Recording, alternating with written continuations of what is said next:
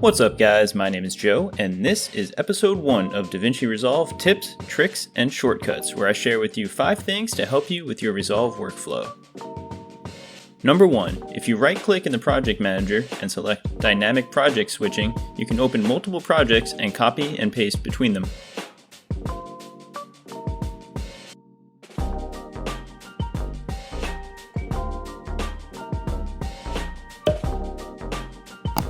Number 2, you probably already know that you can use the arrow keys to scrub along the timeline, but did you know if you hold shift and use the left or right arrow keys, you can jump forward or backwards exactly 1 second.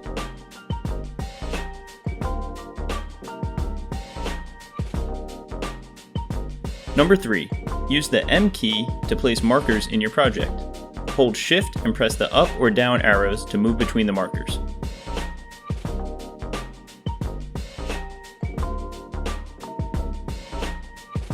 Number 4, use the period and comma keys to nudge a clip forward or backward 1 frame. And number 5, to split a clip, press B on your keyboard for the blade tool and left click to cut your clip. Press A to go back to the arrow tool. Alright guys, that'll do it for this quick video. If you enjoyed, please drop a like and consider subscribing. It really helps the channel. My name is Joe, and I'll see you in the next one. Do you have a clip you'd like to submit? Head on over to the link in the description to access our clip submission form for a chance to be featured in a future video.